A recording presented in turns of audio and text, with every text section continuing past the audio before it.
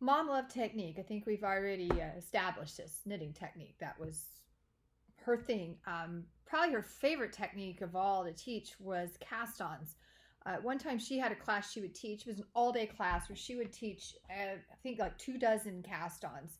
And by the end of the class, I think everybody's eyes and brains were just like, she knew so much information about these. At one time, she even made a DVD, Cast On with Sherry, that had 23 different cast-ons that we would sell. But DVDs aren't really a thing people use so much anymore. So I've been looking for a way to bring this information to you in a more modern way, and that's what we're going to do. We're going to kick off a 7-part series on cast-ons. I'm not going to do them one in a row like I usually do our video series. I'm going to kind of split these out because I think your brain will need time in between all this learning about cast-ons to recover and get ready for the next one, because there's a lot of information. One thing I can guarantee you is that after the end of the 7-part series on knitted cast-ons, you will learn something new. I don't care how much you know about knitting and how long you've been knitting. I almost promise you there's something in there that you did not know. That's what makes knitting such a great thing, is there's always something new to learn, and everyone will learn. Whether you're a newer knitter or somebody who's knit forever, you're going to learn something. She will address throughout the videos a little bit some of the myths about cast-ons. I don't know what you call it, but a kind of a fad for a while was no slip knot, no knots. Knots are bad knitting, which, yes, we don't really like knots. So everybody was ditching the slip knot and going with just a twist cast on. Like, that was really clever. Don't do that. With a lot of these cast-ons, it will actually make that part of the cast-on fall apart. There are limited instances in which you can use that, and she will tell you that, but otherwise, please use your slip knot. That is a good knot in knitting. Another myth, and you even see this in patterns sometimes, it'll tell you to cast on with a larger size needle to make your edge more elastic, to keep your cast on from being too tight. No, that's not true either. There are, again, some limited instances in which that may apply, but for the most part, no. I've got a video on that. I'll throw that at the end of this first one, where I explain. No, I don't have a video on that. I'll make one. I'll make you guys one where I will explain about that. So watch for that coming up. I'll throw my little 2 cents on why that does not work.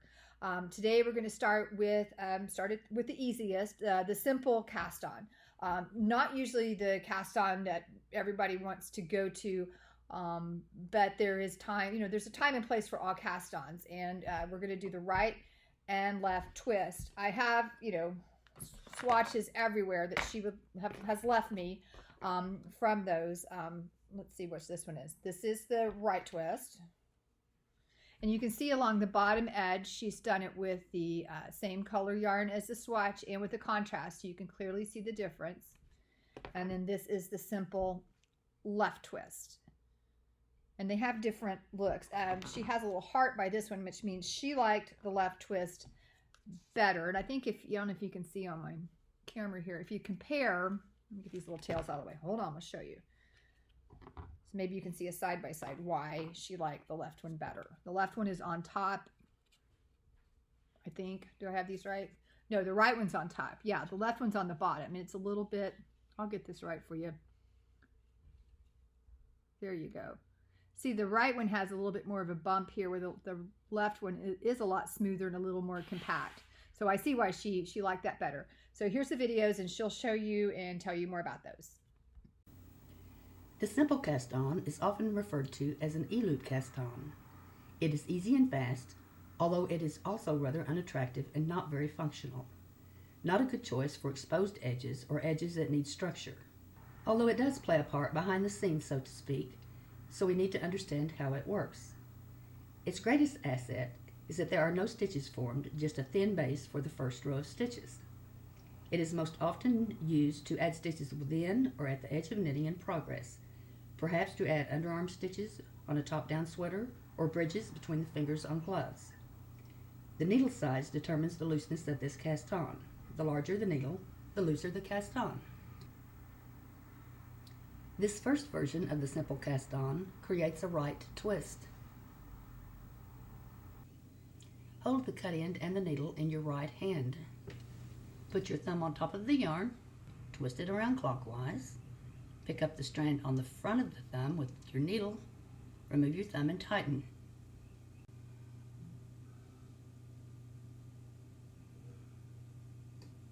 If you prefer, you can use your fingers instead of your thumb. Just fingers on top of the yarn, twist them around and pick up the strand on the front side of your fingers. On this swatch, I have knit the following row.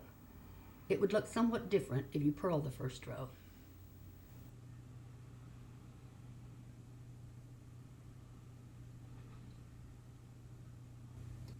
This is another method to make the simple cast on, except this one has a left twist instead of a right. Place your thumb behind the yarn and pick up the strand on the back side of your thumb.